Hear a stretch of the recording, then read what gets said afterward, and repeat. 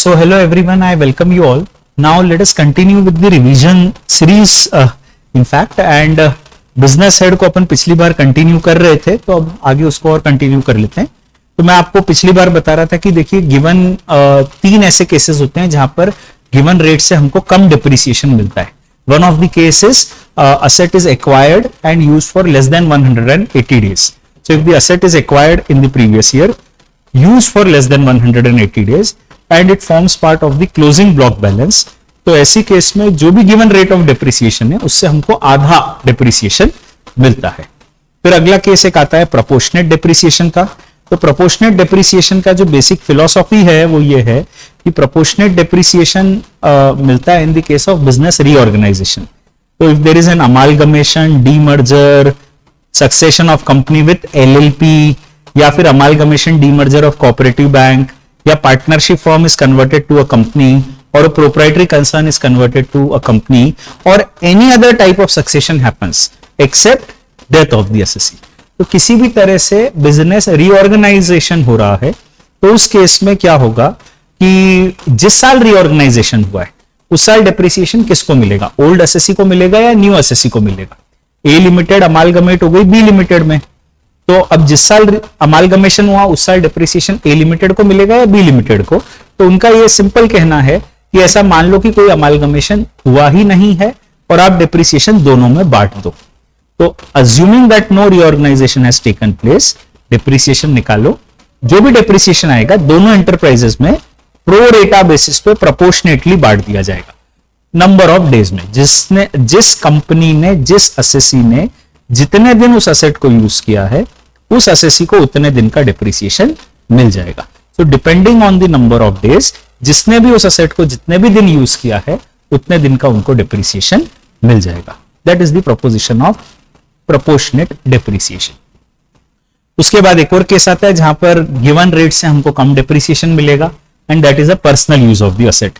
तो एग्जाम में बहुत कॉमनली ऐसे क्वेश्चन आ सकते हैं कि टोटल डिप्रिसिएशन अपना बनता है 1 लाख रुपए, पर यह इंफॉर्मेशन दी गई है कि asset was partly use for personal purposes, say 1/4 of the asset was used for personal purposes. तो अगर क्वेश्चन में ऐसा कुछ दिया हुआ है that the asset was partly used for personal purposes, तो जितना उसका पर्सनल यूज है to that extent depreciation allow नहीं होगा। So if 1/4 was a personal use तो 1/4 डिप्रिसिएशन डिसअलाउ हो जाएगा।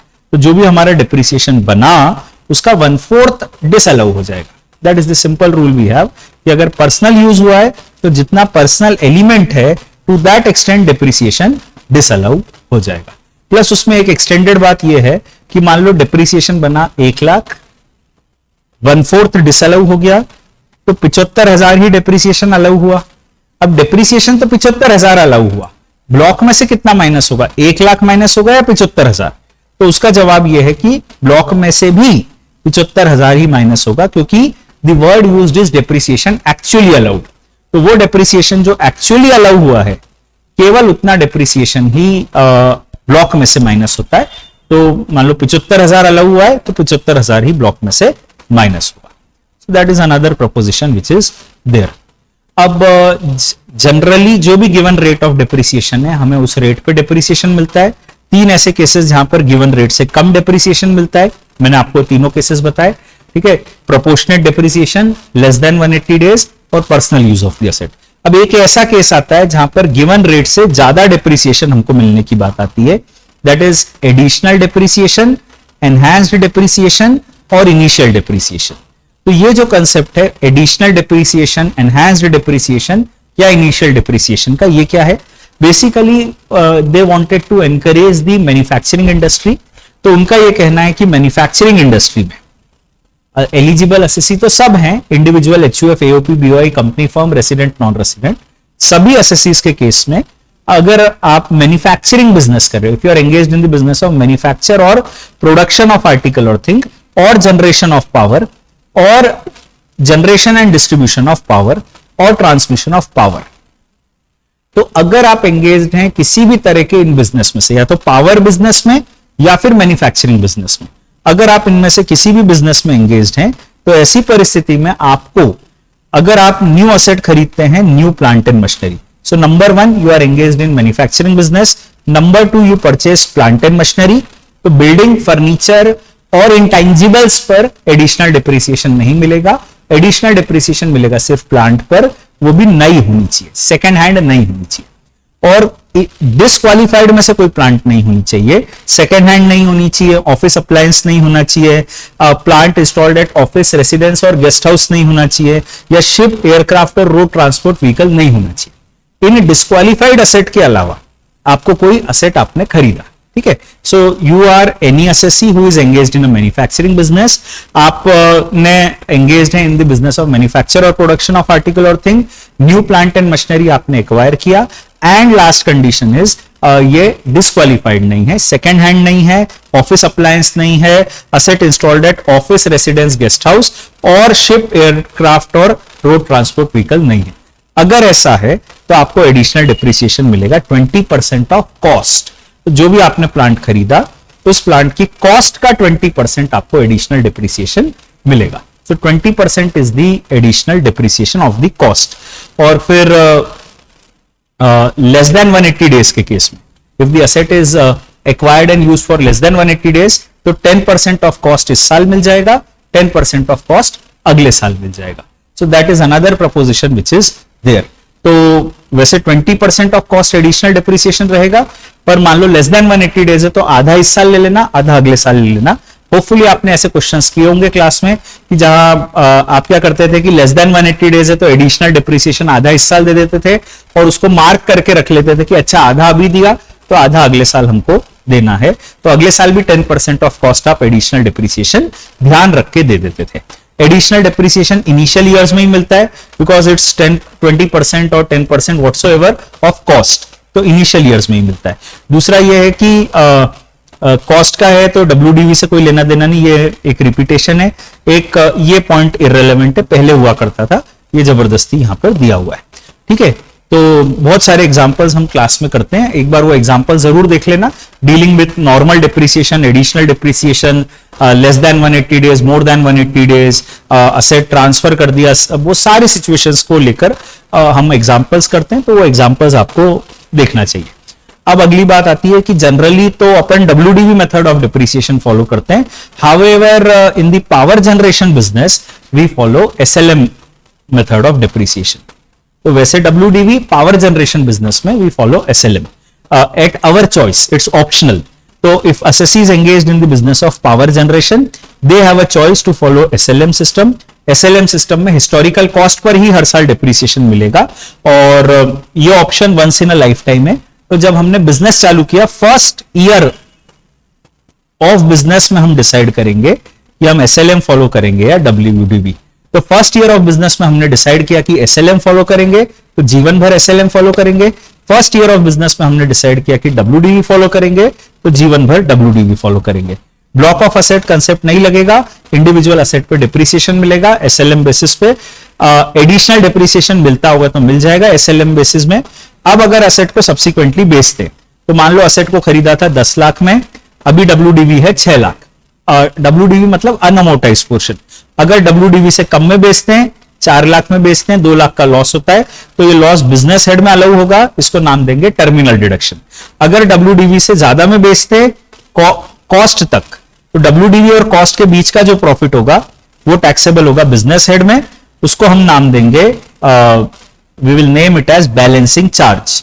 और अगर हम कॉस्ट से भी ज्यादा में बेचते हैं, तो प्रॉफिट ओवर एंड अबो जो कॉस्ट है वो जाएगा under the head capital gains. तो अगर sale value is less than depreciated value, loss में बेचा, ठीक है, 6 की WDV है, 4 में बेच दिया, तो 2 का लॉस हो गया, ये लॉस बिजनेस हेड में अलाउ होगा, नाम होगा टर्मिनल डिडक्शन। अगर आपने 6 से ज्यादा में बेचा इसको, मान लो 9 लाख में बेचा, तो 9 लाख में बेचा, 6 की WDV है, 3 का प्रॉफिट हुआ, ये प्रॉफिट बिजनेस हेड में टैक्सेबल होगा, नाम होगा बैलेंसिंग चार्ज। और मान लो 11 लाख में बेच दिया, 10 से भी ज्यादा में बेच दिया, तो ऐसा क्या होगा कि 4 का जो प्रॉफिट है, 6 और 10 का जो डिफरेंस है, ये तो बिजनेस हेड में टैक्सेबल हो जाएगा, और 10 के ऊपर का जो पोर्शन है 1 लाख रुपए, वो चला जाएगा under the head capital gains. So this is the way in which this entire proposition will happen.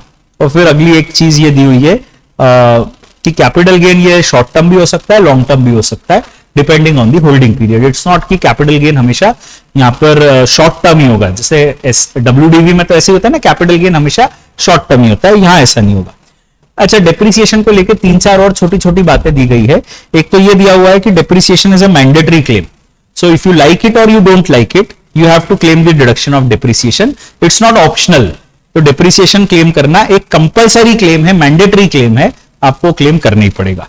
दूसरा एक ये दिया हुआ है कि जो लोग ऑप्शनल टैक्सेशन रेजिम में जाते हैं, तो जो भी लोग ऑप्शनल टैक्सेशन रेजिम में जाते हैं उनके केस में उनका नॉर्मल डेप्रिसिएशन एक अलग फॉर्मूला से मिलेगा, in the manner as may be prescribed. So those assessees who fall under the optional taxation regime, their depreciation will be allowed under the under a special mechanism, वो special mechanism is as prescribed, और उनको additional depreciation नहीं मिलेगा। तो normal भी मिलेगा तो एक अलग तरीके से मिलेगा, और स्पेशल नहीं मिलेगा। फिर अगली चीज दी गई है अनएब्जॉर्ब डेप्रिसिएशन, वो डेप्रिसिएशन जो प्रॉफिट से एब्जॉर्ब नहीं हो पाया वो डेप्रिसिएशन कहलाता है अनएब्जॉर्ब डेप्रिसिएशन। अनएब्जॉर्ब डेप्रिसिएशन जो है अनलिमिटेड ईयर्स तक कैरी फॉरवर्ड होता है, और वो किसी भी इनकम से सेट ऑफ हो सकता है except salary. In fact, you should refer this chapter, set off and carry forward of losses. So, unabsorbed depreciation is carried forward for unlimited years. It can be adjusted against any income except salary. और original year जिस साल आपको ये arise हुआ था, उस साल का रिटर्न ऑफ इनकम अगर ड्यू डेट तक नहीं भी भरा है तो भी चलेगा, तो भी आपका ये अनएब्सॉर्ब डिप्रिसिएशन कैरी फॉरवर्ड हो जाएगा। छोटी छोटी 2-3 बातें दी गई हैं, you must be aware of it. अब उसके बाद अगली चीज आती है सेक्शन 37। तो देखिए, बिजनेस में जो कॉमन सेंस में डिडक्शन मिलता है वो 2 तरह का होता है। एक होता है डेप्रिसिएशन, जो भी फिक्स्ड असेट्स हैं उनके ऊपर डेप्रिसिएशन मिलता है, और जो रेवेन्यू एक्सपेंसेस है उसका आपको नॉर्मली डिडक्शन मिलता है। तो अगर आप बिजनेस में रेवेन्यू एक्सपेंडिचर आप कर रहे हो, तो वो जो रेवेन्यू एक्सपेंडिचर आप कर रहे हो उस रेवेन्यू एक्सपेंडिचर के ऊपर आपको मिलता है नॉर्मल कोर्स में deduction. Section 37(1) is the primary section. ये कहता है all the revenue expenses are allowed under section 37। अब सेक्शन 37 को हम पढ़ते हैं तो इसकी लैंग्वेज बहुत ही वाइड है। बिजनेस में होने वाले सारे रेवेन्यू एक्सपेंसेस कहीं ना कहीं यहां पर अलाउ होते हैं। बेसिक कंडीशन ये है that expenditure should be incurred in the previous year, it should be wholly and exclusively for the purpose of business, it should be not be of the nature covered under 32-36, it should not be a capital expenditure and not a personal expenditure. तो 2 positive point है, incurred in the previous year and wholly and exclusively for business profession, और 3 negative point है, it should not be of the nature covered under 32-36, not a capital expenditure, not a personal expenditure. अब पहला point जो है वो है expenditure should be incurred in the previous year. So section 37(1) की pre condition ये है that the expenditure should be incurred in the current previous year, in the current financial year. It means अगर आप cash system follow कर रहे हैं तो खर्चा उस साल अलाउ होगा जिस साल पेमेंट किया, और मर्केंटाइल सिस्टम फॉलो कर रहे हैं तो खर्चा उस साल अलाउ होगा जिस साल लायबिलिटी अक्रू हुई। कैश सिस्टम में पेमेंट बेसिस पे, मर्केंटाइल सिस्टम में अक्रूवल बेसिस पे। आपको खर्चा अलाउ होगा मर्केंटाइल सिस्टम में जब लायबिलिटी अक्रू हो गई। तो अगर लायबिलिटी अक्रू ही नहीं हुई है, कंटिंजेंट है, तो आपको खर्चा अलाउ नहीं होगा। In income tax you don't get a deduction for contingent expenses, so that is another thing which is written. तो पहली कंडीशन है expenditure should be incurred in the previous year. दूसरी कंडीशन है it should be wholly and exclusively for business और profession carried on by the SSC. उनका यह कहना है कि कोई भी ऐसा खर्चा जो आपने सच में किया है, ठीक है, एक्चुअल में किया है, रियलिटी में किया है, एंड वो खर्चा कहीं ना कहीं उसका बिजनेस से संबंध है, it has a nexus with the business, तो वो खर्चा अलाउड है। ठीक है, it is wholly and exclusively for business, सच में किया और बिजनेस से कनेक्टेड है तो उसको हम अलाउ कर देंगे। और ये प्रूव करने की जरूरत नहीं है कि वो बिजनेस के लिए जरूरी था। एओ को ये नहीं बताना पड़ेगा, मतलब we need not prove it to the AO कि साहब ये तो जरूरी था, ये करते नहीं तो बिजनेस नहीं चलता। ये सब समझाने की एओ को जरूरत नहीं है। बिजनेस के लिए क्या जरूरी है क्या नहीं है वो बिजनेसमैन डिसाइड करेगा, एओ नहीं डिसाइड करेगा। ऐसे बहुत सारे केसेस है, business necessity, commercial expediency, business acumen, this all will be decided by the assessee. AO cannot sit on the chair of the businessman. AO cannot step into the shoes of the businessman and decide कि आपके business के लिए ये जरूरी था या ये जरूरी नहीं था। It is the assessee who will decide कि मेरे बिजनेस के लिए क्या जरूरी था क्या जरूरी नहीं था। और सच में खर्चा किया है और उसका बिजनेस से संबंध है एज आई सेड, तो वो अलावेबल है। तो दूसरा पॉइंट हो गया, it should be wholly and exclusively for the purpose of business और profession carried on by the assessee.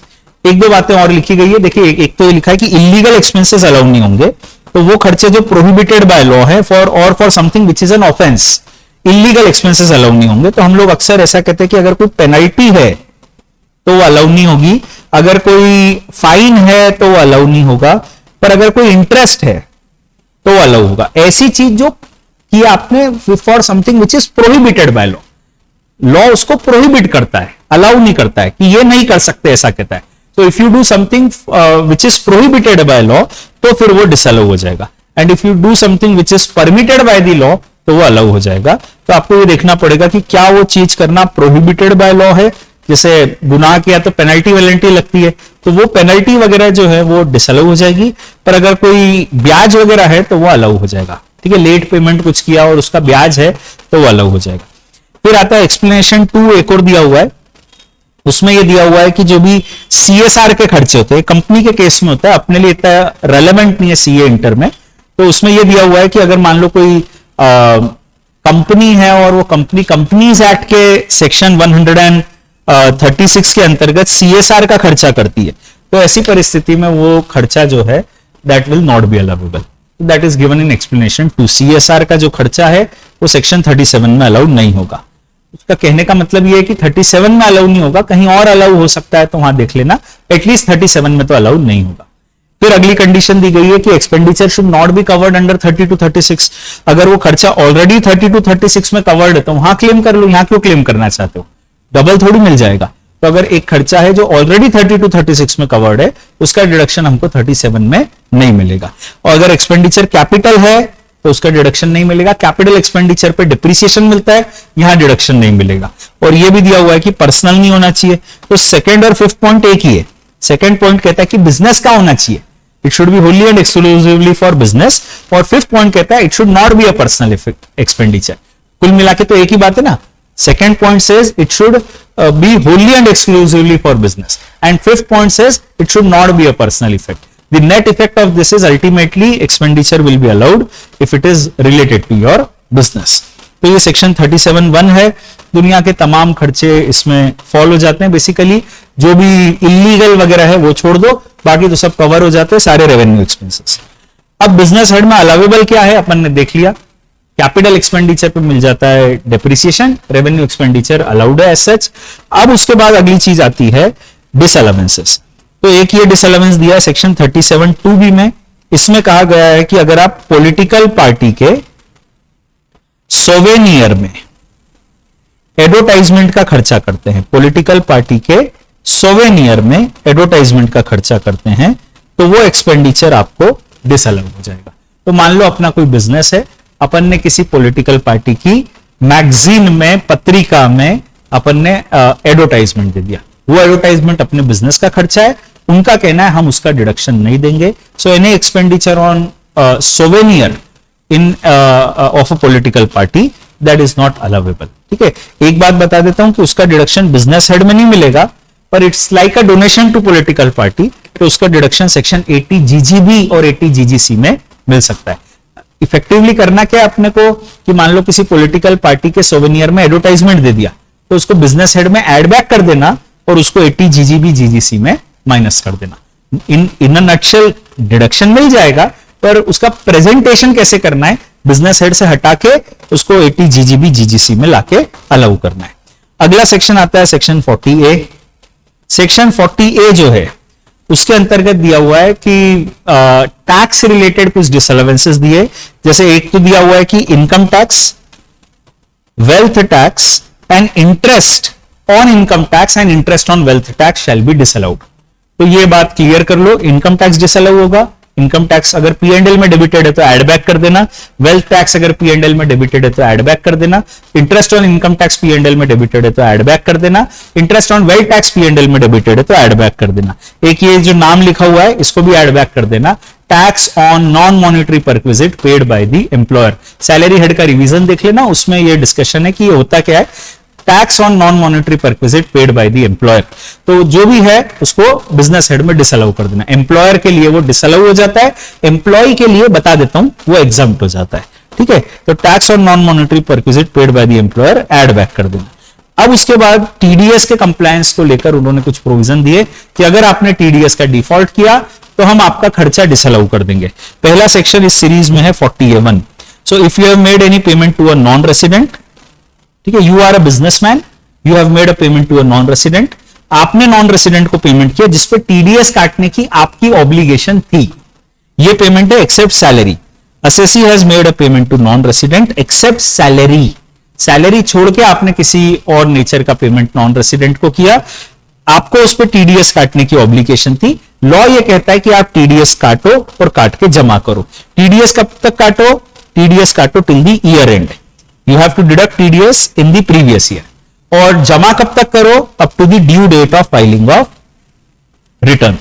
अगर आपने ईयर एंड तक टीडीएस काट लिया और due date of filing of return तक जमा कर दिया तो आपका खर्चा अलाउड है। पर अगर आपने ईयर एंड तक टीडीएस काट तो लिया पर उसे due date of filing of return तक जमा नहीं किया तो आज आपका खर्चा 100% डिसअलाउ हो जाएगा, आज खर्चा डिसअलाउ हो जाएगा। पर जब आप फाइनली इसको जमा कर दोगे, कभी ना कभी आगे तो जमा करोगे, तो जिस साल आप उसे जमा कर दोगे ये उस साल अलाउ हो जाएगा। तीसरा केस आता है आपने टीडीएस काटा ही नहीं। अगर आपने प्रीवियस ईयर में टीडीएस काटा ही नहीं तो आज 100% of that expenditure will be disallowed, जितना भी खर्चा है वो डिसअलाउ हो जाएगा। पर अगर सब्सिक्वेंटली आप टीडीएस काट के जमा कर देते हो, किसी ना किसी साल में, मान लो अगले साल में आपने टीडीएस काट के जमा कर दिया, तो अगर आपने अगले साल में टीडीएस काट के जमा कर दिया, खर्चा आपको उस साल अलग हो जाएगा जिस साल आपने टीडीएस काट के जमा किया। या फिर आपने टीडीएस काटा ही नहीं पर डिडक्टी की भी तो कोई ऑब्लिगेशन बनती है, तो आपने नहीं टीडीएस काटा पर डिडक्टी ने अपना टैक्स प्रॉपरली जमा कर दिया। तो अगर आप प्रूव कर देते हो बाय प्रूविंग दीज 4 कंडीशंस कि डिडक्टी ने अपना टैक्स प्रॉपरली जमा कर दिया, डिडक्टी ने इसे बुक्स में रिकॉर्ड कर लिया, डिडक्टी ने रिटर्न भर दिया, डिडक्टी ने टैक्स दे दिया and CA has certified it, तो अगर आप ये सारी कंडीशंस प्रूव कर देते हो तो फिर ऐसी परिस्थिति में आपको खर्चा अलाउ हो जाएगा। तो आपने टीडीएस नहीं काटा पर डिडक्टी ने उसे जमा कर दिया तो आपको खर्चा अलाउ हो जाएगा। पर खर्चा किस साल अलाउ होगा? जिस साल डिडक्टी ने रिटर्न भरा। जब भी डिडक्टी रिटर्न भरेगा उस साल के P&L में, उस साल में आपको ये खर्चा अलाउ हो जाएगा। So that is the proposition which is there 40A1। You have made a payment to non resident other than salary, उस पर टीडीएस काटने की ऑब्लिगेशन थी under the chapter of TDS. आपको टीडीएस काटना है, काट के जमा करना है। टीडीएस कब तक काटना है? ईयर एंड तक। जमा कब तक करना है? Due date of filing of return तक। अगर डिफॉल्ट किया तो 100% एक्सपेंडिचर डिसअलाउ हो जाएगा। और बाद में अगर आप जमा कर देते हो, टीडीएस मान लो आपने काट लिया था, जमा कर देते हो तो जिस साल जमा करोगे उस साल अलाउ हो जाएगा। टीडीएस नहीं काटा था तो अगले साल में टीडीएस काट के जमा कर देते हो, उस साल ये अलाउ हो जाएगा। और अगर आपने टीडीएस काटे ही नहीं पर सामने वाले ने वो सब फुलफिल कर दिया, उसने रिटर्न भर दिया, बुक्स में रिकॉर्ड कर दिया, टैक्स भर दिया and C has certified it, तो आपको उस साल खर्चा अलाउ हो जाएगा जिस साल डिडक्टी ने रिटर्न भरा। ऐसी सेक्शन 40A1 है। पर यहां पर जो पेई है जिसको हम पेमेंट कर रहे हैं वो रेसिडेंट है, तो हमने पेमेंट किया रेसिडेंट को ऐसा पेमेंट जिस पर टीडीएस के चैप्टर में टीडीएस वाज डिडक्टिबल। अब यहां पर आपको एक्चुअली टीडीएस का पूरा चैप्टर अप्लाई करना पड़ेगा। कई बार एग्जाम में ऐसे क्वेश्चन आते हैं कि हमने ये फला फला पेमेंट किया है, तो सबसे पहले तो ये देखना पड़ेगा कि under the chapter of TDS क्या उस पर टीडीएस काटने की ऑब्लिगेशन थी। अगर उस पर टीडीएस काटने की ऑब्लिगेशन थी तो आपको टीडीएस काट के जमा करना था। अगर आपने टीडीएस काट के जमा कर दिया, well and good. Again TDS कब तक काटना है? ईयर एंड तक। जमा कब तक करना है? Due date of filing of return तक। अगर आपने कंप्लायंस कर दिया तो खर्चा अलाउड है, अगर कंप्लायंस नहीं किया तो खर्चे का 30% डिसअलाउड है। 40A1 और 40A1 में बहुत बड़ा डिफरेंस यह है कि 40A1 में क्या होता है कि अगर आप डिफॉल्ट करते हो तो 100% खर्चा डिसअलाउ हो जाता है, बाद में वो 100% अलाउ हो जाता है। जबकि 40A1A में क्या होता है कि अगर आप डिफॉल्ट करते हो तो 30% ही खर्चा डिसअलाउ होता है।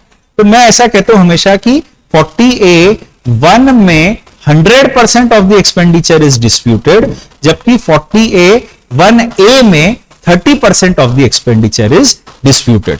तो यहां पर केवल 30% एक्सपेंडिचर को डिसअलाउ करने की बात आती है। I repeat, 40A1 100% of the expenditure is disputed. 40A1A 30% of the expenditure is disputed.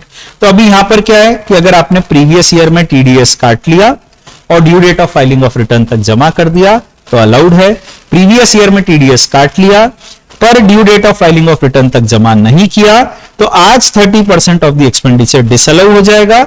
आज तो 30% डिसअलाउ हो जाएगा, पर कभी ना कभी तो आप उसको जमा करोगे, तो जब जमा करोगे वो 30% जो आज डिसअलाउ हुआ है उस साल में अलाउ हो जाएगा। अगर आपने टीडीएस ईयर एंड तक काटा ही नहीं तो ऐसी परिस्थिति में 30% ऑफ द एक्सपेंडिचर डिसअलाउ हो जाएगा। बट अगर आप बाद में टीडीएस काट के जमा कर देते हो तो खर्चा उस साल अलग हो जाएगा, वही 30% उस साल अलग हो जाएगा। या फिर अगर आपने टीडीएस काटा ही नहीं, भले ही आपने टीडीएस काटा ही नहीं बट डिडक्टी ने अपना टैक्स जमा कर दिया, अगर डिडक्टी ने अपना टैक्स जमा कर दिया and he has fulfilled all these 4 condition, उसने रिटर्न भर दिया, अकाउंट्स में इसको रिकॉर्ड कर लिया, टैक्स भर दिया एंड सीएसए सर्टिफिकेट ले लिया, तो अगर ये चारों कंडीशन डिडक्टी ने फुलफिल कर दी तो आपको खर्चा वही 30% खर्चा अलाउ हो जाएगा। किस साल अलाउ होगा? It will be allowed in the previous year in which the deductee files the return. जब भी डिडक्टी ने रिटर्न भरा आपको उस साल में ये अलाउ हो जाएगा। तो अभी देखो 40A1 है, you are any person, you have made a payment to resident, ऐसा पेमेंट जिसपे टीडीएस काटने की ऑब्लिगेशन थी, आपको टीडीएस काट के जमा करना है। टीडीएस कब तक काटना है? टीडीएस काटना है ईयर एंड तक। जमा कब तक करना है? Due date of filing of return तक जमा करना है। ठीक है, टीडीएस काट के जमा नहीं किया या टीडीएस नहीं काटा तो कितना खर्चा डिसअलाउ हो जाएगा? 30%। पर बाद में अगर टीडीएस जमा कर देते हो या टीडीएस काट के जमा कर देते हो तो वही 30% बाद में अलाउ हो जाएगा। एंड देन आपने टीडीएस नहीं काटा बट डिडक्टी ने अपना टैक्स प्रॉपरली जमा कर दिया। अगर डिडक्टी ने अपना टैक्स प्रॉपरली जमा कर दिया तो ऐसी परिस्थिति में खर्चा आपको उस साल अलाउ हो जाएगा जिस साल डिडक्टी ने रिटर्न भरा। ठीक है, एक सेक्शन और है 40A3, ये डील करता है payment to non resident of salary. तो आप देखो 40A1 और 3 म्यूचुअली एक्सक्लूसिव है।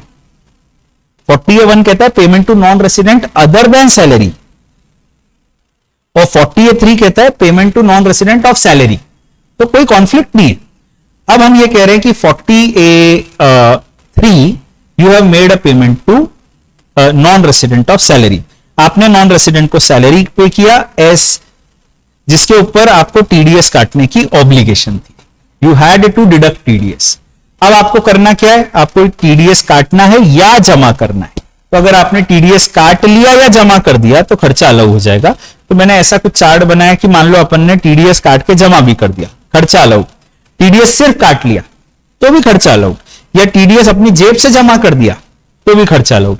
अल्टीमेटली डिसअलाउंस कब होगा? जब ना तो आपने टीडीएस काटा और ना ही जमा किया। So that is the language of 40A3, payment to non resident of salary, ऐसा पेमेंट जिसपे टीडीएस काटने की ऑब्लिगेशन थी, आपने न तो टीडीएस काटा न जमा किया, ऐसी परिस्थिति में 100% of the expenditure shall be disallowed. जितना भी खर्चा होता है 100% of the expenditure shall be disallowed. यहां सब्सिक्वेंट का भी कोई बात नहीं है कि भाई बाद में कुछ कंप्लायंस कर दिया, लॉ में ऐसा कुछ भी नहीं दिया। उनका कहना है भाई टीडीएस काट लो या जमा कर दो, कुछ भी नहीं किया तो बस अब हम खर्चा अलाउ नहीं करेंगे। तो ये हो गया 40A सेक्शन खत्म। अगला सेक्शन आता है 48(2). सेक्शन 48(2) ये कहता है that assessee has made payment to relatives or specified person। तो 48(2) कब लगता है? when the payment is made to a specified person, रिश्तेदारों को। ये रिश्तेदारों की लिस्ट दी गई है, ये रटना नहीं है। मेरा सिर्फ ये कहना है कि यहां पे ये वर्ड शायद आए स्पेसिफाइड पर्सन, या बेसिक रिश्तेदार है कि वाइफ को, मदर को, फादर को, भाई को, बहन को, उनको पेमेंट किया, या कोई सिस्टर कंसर्न को पेमेंट किया। ठीक है, वो कंसर्न भी यहां रिश्तेदार हो जाती है। तो they have said is that the assessee has made a payment to specified person। ये पेमेंट एक बिजनेस के खर्चे का है, एक business expenditure. This expenditure is paid to a specified person and this expenditure is excessive और unreasonable in the eyes of the AO. AO को लगता है कि अनरीजनेबल है। तो एग्जाम में ऐसा कुछ क्वेश्चन आ सकता है जिसमें उन्होंने कह दिया कि भाई ये खर्चा जो है ये 25,000 का खर्चा है, ठीक है, हमने 25,000 का पेमेंट किया पर रीजनेबल 18,000 ही है। Payment is made to specified person, 25,000 का खर्चा है, पर रीजनेबल 18,000। ये रीजनेबल कैसे? रीजनेबल मतलब having regard to market value या बिजनेस नीड्स या फिर benefit derived by the business, इनमें से कोई भी फैक्टर पर रीजनेबल कितना है।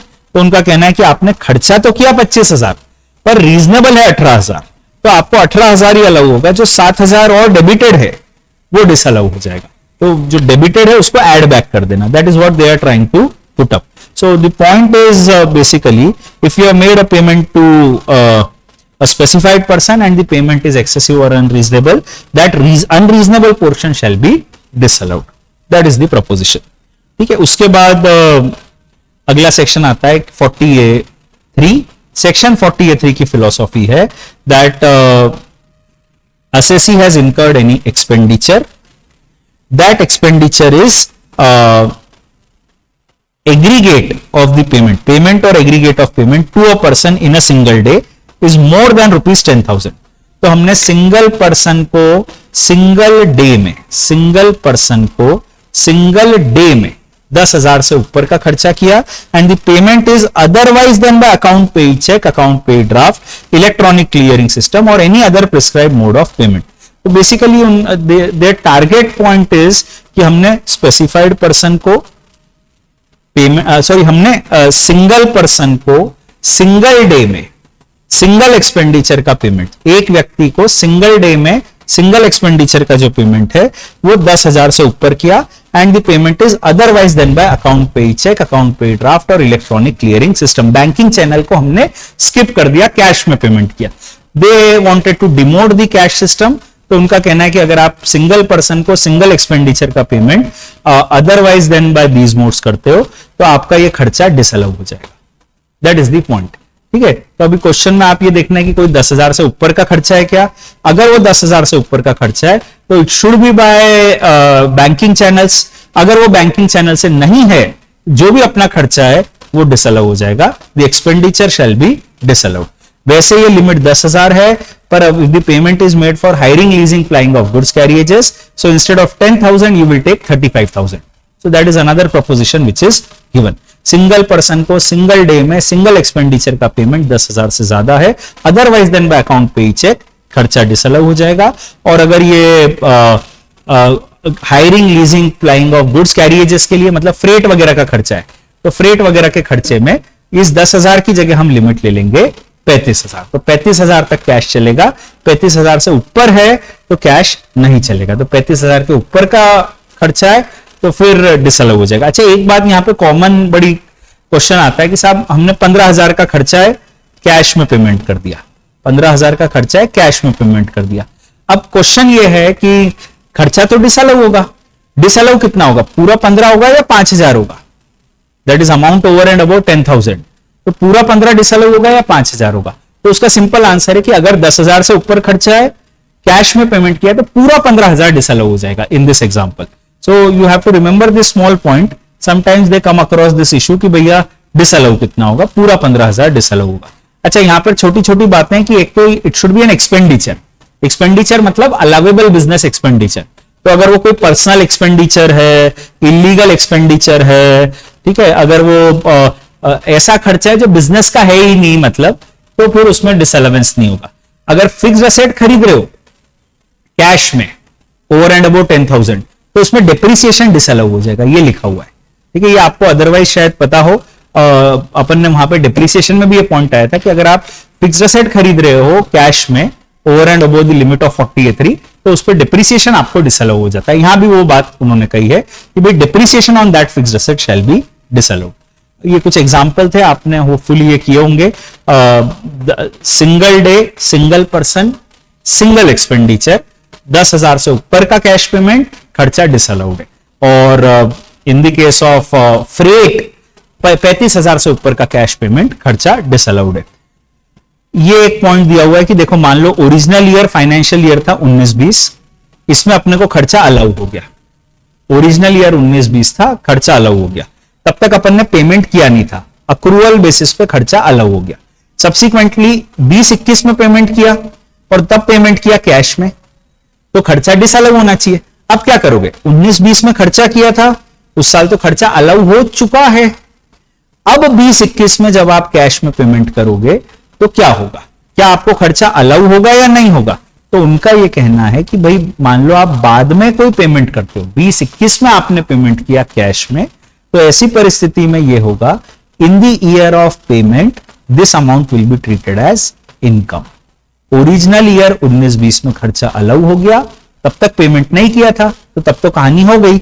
अब जब आप 20-21 में पेमेंट कर रहे हो, जब डिफॉल्ट कर रहे हो, ठीक है, उस साल इस अमाउंट को इनकम मान लिया जाएगा। It will be treated as income in the financial year of payment, treated as income of the previous year और financial year of the payment. That is the proposition which they have said. I think not a very hefty proposition, simple बात है।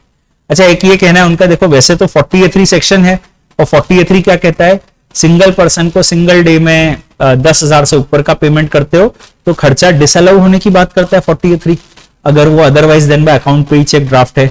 However उसका exception है rule 6DD।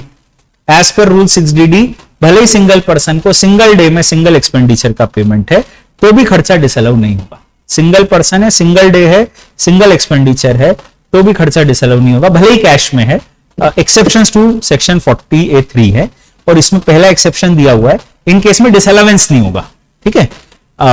Otherwise allowable है तो allow हो जाएगा, बात समझना। अदरवाइज खर्चा अलावेबल है तो अलाउ हो जाएगा, अगर फॉर कैश पेमेंट खर्चा डिसअलाउ नहीं होगा। अब पहला दिया हुआ है बैंक को पेमेंट, तो अगर बैंक को कोई बैंक चार्जेस, इंटरेस्ट वगैरह का पेमेंट करते हो तो कैश चलेगा, कैश में भी पे किया तो चलेगा। गवर्नमेंट को पे कर रहे हो, गवर्नमेंट डिपार्टमेंट्स को पे कर रहे हो तो कैश पेमेंट चलेगा। गवर्नमेंट कॉरपोरेशन को कैश में पेमेंट नहीं चलेगा, गवर्नमेंट डिपार्टमेंट को कैश में पेमेंट चलेगा। कुछ मोड्स ऑफ पेमेंट उनने परमिट किए हैं, जैसे लेटर ऑफ क्रेडिट के जरिए किसी को पेमेंट कर रहे हो, या मेल ट्रांसफर या टेलीग्राफिक ट्रांसफर के जरिए पेमेंट कर रहे हो तो चलेगा, या क्लियरिंग के जरिए मतलब बैंकिंग चैनल से ही पेमेंट कर रहे हो, उसको क्रॉस चेक दे दिया जो बैंक से वो क्लियर करा रहा है तो चलेगा, या बिल ऑफ एक्सचेंज के जरिए पेमेंट कर रहे हो तो चलेगा, या बुक एडजस्टमेंट कर रहे हो, मेरे को आपसे पैसा लेना भी है, आप मेरे डेटर हो, और मेरे को आपको पैसा देना भी, आप मेरे क्रेडिटर हो, तो मैंने डेटर क्रेडिटर एडजस्टमेंट कर दिया and ultimately payment otherwise than by cash कर दिया, settlement otherwise than by cash कर दिया तो चलेगा। फिर कुछ और मोड ऑफ पेमेंट उन्होंने कहा है, अगर उन्होंने कहा है कि एग्रीकल्चरल प्रोड्यूस एग्रीकल्चरिस्ट से खरीद रहे हो, किसान से खरीद रहे हो, किसान से उसकी फसल खरीद रहे हो, या फिर फॉरेस्ट प्रोड्यूस उसके प्रोड्यूसर कल्टीवेटर से खरीद रहे हो, या फिर animal husbandry items like livestock, meat, hides, dyes, skin वगैरह उसके ग्रोअर कल्टीवेटर से खरीद रहे हो, या dairy products, poultry farming, fish products, horticulture, apiculture, इन सबके products, primary sector of the economy की ये सारी प्रोडक्ट्स उनके ग्रोअर कल्टीवेटर से खरीद रहे हो तो कैश पेमेंट चलेगा। तो अब एग्जाम में कैसा क्वेश्चन आता है कि आपने फिश खरीदी फिशरमैन से, कैश चलता है, ठीक है, पर अगर आपने फिश खरीदी किसी हॉकर से तो कैश नहीं चलता है, ठीक है। If you purchase fish from a fisherman then it's okay, but if you purchase fish from a hawker then it's not okay. तो ऐसे बारीक बारीक चीजें वो पूछते रहते हैं कि देखो उनका कहना है कि किसान से खरीदो उसकी फसल, ग्रोअर कल्टीवेटर से खरीदो तो चलता है।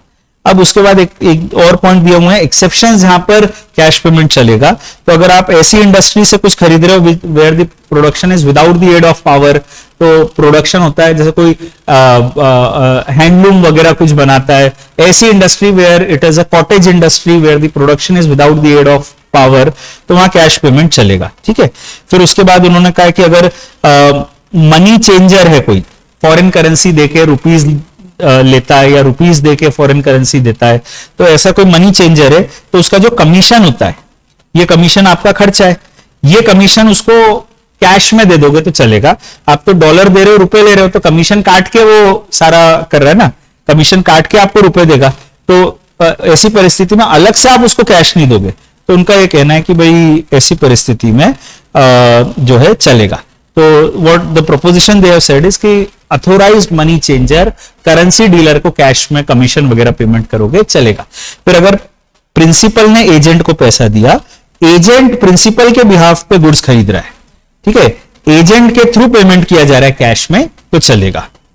फिर उसके बाद अगला दिया हुआ है कि पेमेंट अगर ऐसे गांव में किया जा रहा है, गांव के व्यक्ति को उसी के गांव में पैसा दिया जा रहा है, और ये ऐसा गांव है जहां बैंक नहीं है, गांव का व्यक्ति है, उसी के गांव में पेमेंट दिया जा रहा है, और ये ऐसा गांव है जहां बैंक नहीं है। Payment is made in a village, that village is not served by any bank, और ये व्यक्ति ऐसा है जो उसी गांव में रहता है। ठीक है, तो टिपिकल सिचुएशन है, गांव का व्यक्ति है, उसी के गांव में पैसा दिया जा रहा है, और ऐसा गांव है जहां बैंक वगैरह नहीं है, तो कैश पेमेंट चलेगा। जनरली तो कैश पेमेंट 10,000 से ऊपर का नहीं चलेगा। हावेवर इन सभी केसेस में जो अपन ने अभी लिस्ट देखी उसमें कैश पेमेंट चलता है। उसके बाद अगला सेक्शन आता है 43B। 43B सेक्शन जो है वो ये कहता है कि देखो, कुछ खर्चों का डिडक्शन आपको एक्चुअल पेमेंट बेसिस पे मिलेगा। Certain expenditure shall be allowed only on actual payment basis. कौन कौन से खर्चे? पहला खर्चा है टैक्स, ड्यूटी, सेस और fees. That is the first expenditure. तो जो भी टैक्स है, जैसे जीएसटी है या एंट्री टैक्स है या जो भी टैक्स है, मतलब उसका डिडक्शन आपको एक्चुअल पेमेंट बेसिस पे मिलेगा। जो भी आप पे करोगे तब उसका डिडक्शन मिलेगा। दूसरा है provident fund, employer's contribution, employer's contribution to provident fund या ग्रेच्युटी फंड या कोई भी सुपर एन्वेशन फंड, तो deduction is allowed on actual payment basis. तीसरा है बोनस और कमीशन। चौथा है लीव एनकैशमेंट। पांचवा है interest on loan taken from public financial institution, state financial corporation, state industrial investment corporation, scheduled bank, cooperative bank और ठीक है एनबीएफसी। इन सब से अगर लोन लिया है तो ब्याज का डिडक्शन पेमेंट बेसिस पे मिलेगा। और आखिरी आता है amount payable to railway for the use of railway assets. इन सभी केसेस में आपको खर्चा पेमेंट बेसिस पे मिलेगा, भले ही आप mercantile system of accounting follow कर रहे हो। तो irrespective of your method of accounting, सरकार का कहना है कि अगर पैसा दोगे तो डिडक्शन मिलेगा। टैक्स, ड्यूटी, सेस और fees, employer's contribution to provident fund, superannuation fund and leave encashment, and next comes is interest on loan taken from public financial institution, bank and cooperative bank, state financial corporation, state industrial investment corporation, NBFC, bonus और commission to employees and lastly आता है amount payable to railway for the use of railway assets। इनका deduction आपको मिलेगा अगर original year जिस साल का खर्चा है, अगर आपने due date of filing of return तक इसको पे कर दिया तो अलाउड है। मतलब उन्होंने एक्सटेंडेड टाइम दिया है बेसिकली, ईयर एंड तक पे कर दो, या तो प्रीवियस ईयर है अपना 20-21 तो या तो 1 अप्रैल 20 से 31 मार्च 21 के बीच में पे कर दो, या फिर चलो due date of filing of return तक पे कर दो। इस साल का खर्चा है, मान लो कई टैक्सेस में तो क्या होता है, मार्च का टैक्स पे करने की ऑब्लिगेशन ही अप्रैल में आती है, तो मार्च का टैक्स मैं मार्च तक कैसे पे करूंगा? तो उन्होंने कहा चलो ठीक है, एक काम करो, due date of filing of return तक पे कर दो। अगर आपने इसका payment due date of filing of return तक कर दिया तो ओरिजिनल ईयर में अलाउड है, नहीं पे किया तो भी कोई बात नहीं, जिस साल पे करोगे उस साल ये अलाउ हो जाएगा। तो दैट इज द पॉइंट। अभी देखो, मैं कई बार ऐसा कहता हूं कि कुछ डिसअलावेंसेस परपेचुअल होते हैं, मतलब वो डिसअलावेंस हुआ मतलब हो गया। जैसे अभी 48 का disallowance, cash payment to relative, relative को अगर एक्सेसिव पेमेंट कर दिया आपने, कैश पेमेंट नहीं मतलब एक्सेसिव पेमेंट टू रिलेटिव, तो एक्सेसिव पेमेंट रिलेटिव को कर दिया तो वो डिसअलाउ होता है और वो परमानेंटली होता है, बाद में कभी अलाउ नहीं होगा, वो it will never ever be allowed. ऐसी 43 कैश पेमेंट 10,000 से ऊपर, तो 10,000 से ऊपर का कैश पेमेंट कर दिया, खर्चा डिसअलाउड। और ऐसा नहीं होगा कि आज डिसअलाउ हो गया अगले साल वो अलाउ हो जाएगा, परमानेंटली वो डिसअलाउ हो जाएगा। तो 48 में खर्चा परमानेंटली डिसअलाउ होता है, 48 में खर्चा परमानेंटली डिसअलाउ होता है। उसके बाद अगला आता है कुछ ऐसे केसेस होते हैं जहां परमानेंट डिसअलावेंस नहीं होता है, जैसे 48 टीडीएस, 48(1)(1)(a), वहां पे क्या होता है कि ठीक है, मान लो अपन ने टीडीएस नहीं काटा, काट के जमा नहीं किया, आज डिसअलाउ हो जाएगा, कोई बात नहीं, कभी ना कभी तो कंप्लायंस करेंगे, जब करेंगे तब अलाउ हो जाएगा। या 43B, आज खर्चा डिसअलाउ हो जाएगा, ठीक है, अगर मैंने due date of filing of return तक उसको जमा नहीं किया, पर कभी ना कभी तो अलाउ होगा, तो जब आप जमा करोगे उस साल वो अलाउ हो जाएगा। तो that proposition is there in fact here, ठीक है। उसके बाद एक छोटा सा पॉइंट और आता है, conversion of interest liability into loan. मान लो अपन ने बैंक से लोन लिया था और 19-20 में अपना प्रिंसिपल एंड इंटरेस्ट ड्यू था, इंटरेस्ट ड्यू था 50 लाख रुपए, ये इंटरेस्ट अपन ने आज तक पे नहीं किया, तो जो इंटरेस्ट अपन ने आज तक पे नहीं किया उसका डिडक्शन हमको नहीं मिला होगा, deduction is allowed on actual payment basis. अब 19-20 में हमने इस इंटरेस्ट को लोन में कन्वर्ट करा लिया कि भाई ये इंटरेस्ट हम आज तो नहीं दे पाएंगे, इसको धीरे धीरे देंगे। तो if we convert interest liability into loan, if we convert interest liability into loan, in that case what will happen is हमें डिडक्शन उस साल नहीं मिलेगा जिस साल ये कन्वर्जन हुआ है। इंटरेस्ट लाइबिलिटी का लोन में कन्वर्जन से 19-20 में हुआ, उस साल हमको डिडक्शन नहीं मिलेगा। डिडक्शन उस साल मिलेगा जब हम सच में इस लोन का पेमेंट बैंक को कर देंगे। तो मान लो 20-21 में हमने इस 50 लाख रुपए में से 5 लाख रुपए पे कर दिए, तो जब हमने 5 लाख रुपए पे किए हमें डिडक्शन उस साल मिलेगा। जब जब हम पेमेंट करते जाएंगे तब तब हमको डिडक्शन मिलता जाएगा।